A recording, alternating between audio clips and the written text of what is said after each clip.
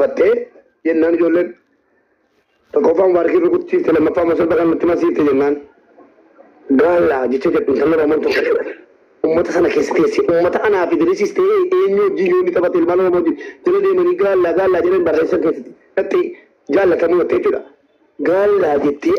كل بعدين كسيرتي كسينا لمسيتي مراتني كاتني جنرال لما كريزر كنا جنرال كافسن كاتني إيفما جدي جتني تدري جنان أن أربعة كوبا يدمه سورة سيجا دجاجة كلتة لكي كلتة إيسا جدي سيمبوسة جنان متى نسين عند لكي كاتيرا كاتير كلتة واتو كتير بدك هاي مطر مودي فما كابت جنان نو جدي جنان إيش بكات إيفما جتتي موينجني أنا قفت إيفما كابت سين صدق ما تاني سنة سنة إيفما كابت سيزور دبلان توكو جلا أشيرت تلا بتاني كي يعني كابن دبينا تيجي unde sakana unde kan berana barbarina unde fayos unde munas fayon gafa sana oboleti oli fal maturte mana dirisi datte asibate bagajette inqonach edas jela turte dubbin kenya kana dubbin dimma sabamale dimma dum famiti wallahi alazim dimmi dum fanjiru sababa sakami bar gafa tar general an kan dibe kana la kanke sababna gafa ta jirtu isa kan Fayono oromo gudra sojin fal mabul te gafa sana isa kamisa gafa sana fayo ati arab sudan kane fal mabin turre muna galla jette gasina marati oromo hunda rabsite intalo oromo ta asanu andi famana golati oromo ta oromo tidulu eju tidulu oromo ta nama galla jedutu naguba alagan sila alagada sigale sijibba oromo filan kabu oromo male garu yero oromo alaga ki sade me si arabsu wallahi umman so dagu tunga di bega la del adda tila tafate de moya oromo toko oromo dangalla je chumanna ana bela takana la isim bela takate embeku tabakan si gafa sanas fayoda umera dubbin kenya kanuma amma mo yo isingalla miti olbate suuraa hayyoota mana diriisti gad deebifte irraa naasa'u narraa bu'aa akkan itti ofirraa dhorgu anatu beeka kan dhuunfaa kootii keessa naan galina kan sabaatti galeen akkas ta'e kan dhuunfaatti immoo naan galina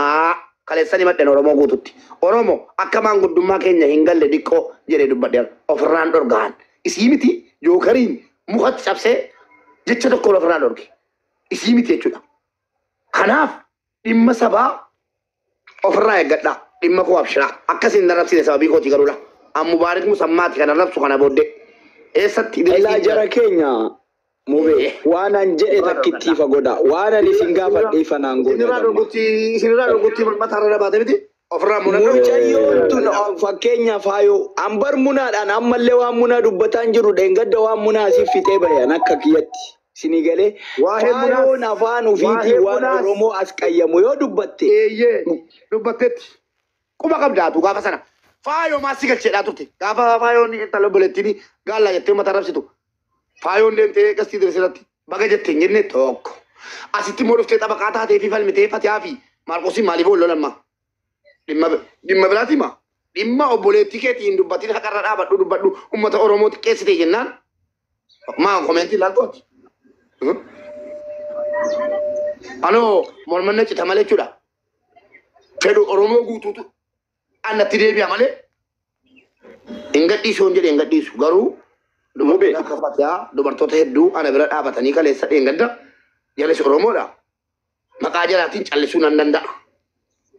hadhaa kaaftee yoo isiin gastii idris galtee maqaa kiyya waamte nama tokko dhiifaman gaafadhu mukatti cabsaa nama tokko dhiifaman gaafadhu mukatti cabseen ofirraa dhorgaan obboleesso nama rabsu kabajjaa eenyunu miidiyaa kanarratti tisiisan narraa anne mube gaafi tokko generaalif qaba ayye general namni nama sirbattee diya firoobanii faallaa oromoo dhaabbatu sappoorti godhe tokko kamittiin diin oromoon ta'u otoo jecha gaallaa jedhame sana hin jenne obboleessa kiyya piliis waan an gaafadhe waan biraa naasa'inaa waan faalleessitanii hin dubbatinaa piliis waan kijiba akkanaan jaala waan an faayoo waan jette qabdiidha faayoon abuna namni durii dhufee dubbate ana General ana si deebis أنا سيدي جنرال أنا سيدي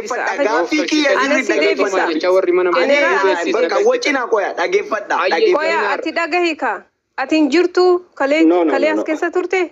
كلي أسورتي كلي ينتوري فايوني وان سيربتيدي كبر منا عبدي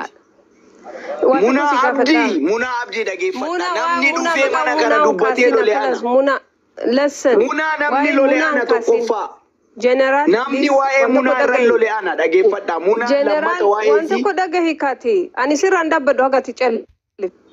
دعهي وانتو كو دعهي Oromoon jechuun maal jechuudha? Oromoo makana maal jechuudha? Meena tiimi hiikama Oromoo jechuun maaliin? Oromoo maal jechuudha? Oromoo listen. Oromoon saba waan biraa maali? Listen. Okay then. Afachuka. Oromooni ani takkitti nama Oromooti. Ana takkittitu nama miliyan Oromoo ta'e. Miti?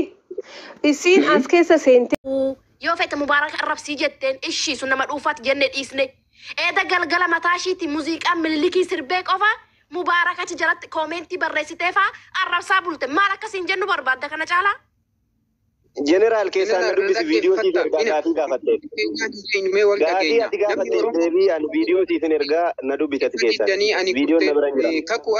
Kakuu arsii al tokko na caqastaa gaata. Maaliif walitti wajjanu Oromoon saba guddaa danda'uu qabna ba'aa hundaa ifa xuxxuuxanii waqaarsitanii namni Oromoo tuqe kamuu ni dhageenya irraan deebinu nuyiif diina keenya jenenaarilleen ati dabaa mataa Oromoo walitti nu qabaa mana Mubaaree beekamaa keessatti akkamiin wal arrabsitu nu ilmaan safuuti maaliif dhugaa dhabsitu Oromoon waliin qoonnu kutaa fi gandaan Yuusuf dhugaadhaa miti abbaa fardaa kiingi atillee jawwee irra keechee akkami seenaa Oromoo kana nu dhageechee ana fayyeedhaabaa haguma tana sinii dhaabaa Nasraddin atillee yoon qabaadhe badii na gorsi mucaa warra baagee qottee nyaataa jirta qamadii saniifuu Oromoon tokko wal bira yaa dhaabbannu akkasiin kuffisna rakkoo naaftanyaan immoo daangaa darbee nu arrabsa kaleellee afaan damma dibatee dhugaa keenya dabsa yoo jira jette viidiyoodhaan as baata dhugaadhaan ilma Oromoo taata saniifan kokkolfee si taphachiisa ifa qaatan si dhaggeeffadha ciisaa maali maaf walitti wachuu lammiin keenya lammiin dhugaa hin jaalannu kalees taanan dubbii tuttuqaa jarri walitti qabeennuun jedha gaallaa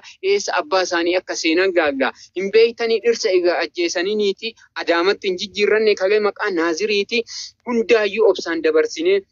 galma guddaa bira geenya yaa ilmaan Oromoo dhugaadhaan wal dhageenya jarri duraanuu dhugaarraa karaarraa nu dabsanii saba keenya xiqqeessan arrabsanii nuyi hin qabne rakkoo kanaafan isinii ibsuu barbaada dargaggoo garuu ifa isin ofii deebitanii wal arrabsuu akkamiin dhugaan ifa baa karaarraa dabsuun maal barbaachise anigee kanaafan si shakka gaaf tokko bilisoomnee ta'uu dandeenya wal argaa Mubaarak immoo ni beeyna qarqaaraa sabaa seenaa isaa addunyaatu ol fuudhee qaba baga Oromoo keessaa dhalatte yeroo hedduu si hordofna yoo geemii taphatte saniifuu atillee Oromoo kee jajjabeessaa na gorfadhu yoon qabaadhe balleessaa kan sanirraa hafe walitti hin taanu akka ilmoo baneessaa jarri lakkoofsa sadii ofii balleessee Oromoo saba guddaa irra gadhiitaa jira xiqqeessee Useen galatoomi abaaboo naaf laatte umriin kee xiqqaa miti 120 odonaaf jiraatte saniifuu kokkolfaa taphachiisa yoon sin balleesse immoo asittan dhaabanan dhiisa karuu anillee si fudhee biyya abbaaf kee haadha keetii Oromiyaatti haa galu saniifi kan cimsinu tokkummaa turasaasa isatu dhiibee ifatti nu baasa arsiis yaa ta'u baalee Oromoon guutuun isaa tokko walitti dubbachuu keessanitti baay'een aalee faafii atillee koppiingii keetiin faafii qonjoo jetta shurrubbaa duuban gadhiistee fuuldura laalta ijoollee Oromoo hin jaallatamoo itti aartaa ani kanaafan hubadhee laalee akkam gaarii jirtu jetti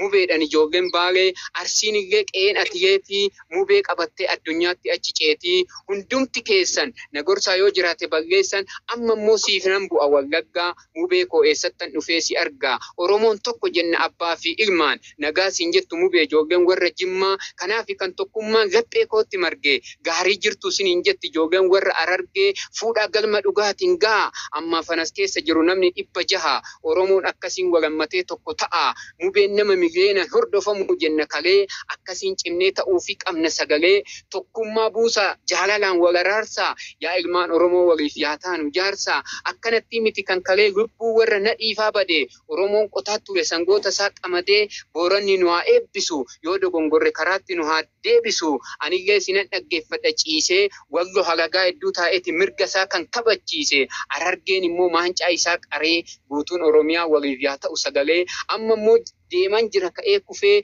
yeddugala biyyaa Finfinnee tuulamattan dhufe qe'ee Taaddee Birruu wal kabanya wal jaalanna hanga lubbuun jirru Oromoo keessaa bagan dhaladhe isinittan dhufa har'allee isin abdadhee caban qaba caba lafee kiyyaa kanaafan ijoollee Oromiyaatitti iyyaa warri iyyitanii gubbaarrallee na baastanii taa'awoo afaan damma dibattanii dhiiga lammii koo dhangalaastanii Oromoo rabbiin walitti nu araarsa akkasiin kadhadhaa jaartii fi jaarsa mubee yoon dogongore na gorsi ani ilma Oromooti yoon miidhe naaf obsi hanga kana garuu sin kabaja sin taphachiisaa fagoon jiru asuma Finfinneen ciisaa akkami warri alaaf keessa jirtan martuu Oromiyaa jiitutti nagaadhaan akkanaaf gartuu warri na badhaastanis hundi keessan galatoomaa biyya jirtanitti hojjedhaa misoomaa nan ka'a bakkeen kufe anillee sinittan deebi'a balbala koo cufee Oromiyaa jiituu odoonani jiru eenyu taraa itti darbeen dhiitu akkasiin marti keessan waa'ee tokkummaa faarsaa Oromoo ijaaraa diina garaa aarsaa jarri kaleenuu dhidhiibaa ture amantaaf kutaan nu qoqqoodee aanolee irratti harmaa farka nu mure akkasiin nu keessa facaasan rakkoo isa kana nu hubadha adaraa dargaggoon dheengaddammoo argitan seenaa dhaloota qubee keessatti lafaa dhufaa margaa morma keenya muran seenanii karaa wagaggaa waan nuyi tokko ta'uu dhabne ofii keenya walifannee karaa irraa damnee akkanan jedha ani isiniin aarsu warri wal jibbitan rabbiin sinaa araarsu jenen haaratillee kokkolfii taphadhu yoo na barbaadde waamina argadhu moogiin gatillee qashtii tokkoffaa sifaanan jiraa addan baasiin hagagaa fi firaa Kaaruu arsii atillee arsii asallaa yoo sitti tole wal fudhannee waliin gallaa Yuusuf Muhammad atillee mucaa abbaa fardaa Oromoo ni kabajja hin qooddu kutaa fi gandaan usuu abbaa malaa atillee nagaan naaf jiraadhu si fudheen Oromiyaa jiitutti galaa kan kanarraa hafe ijaaf qalbii irraa na hambisaa hundumti keessan naa ta'a sagalee bagansin fudhadhe bagan mana muubeetti ol garee akkasiin wal jajjabeessaa na gorfadhaa yoon qabaadhe balleessaa maammee atillee galatoomi lafa gastii alagaa gastii diina kooti tolbaatee haadha manaa kooti arrabsaa intala Oromooti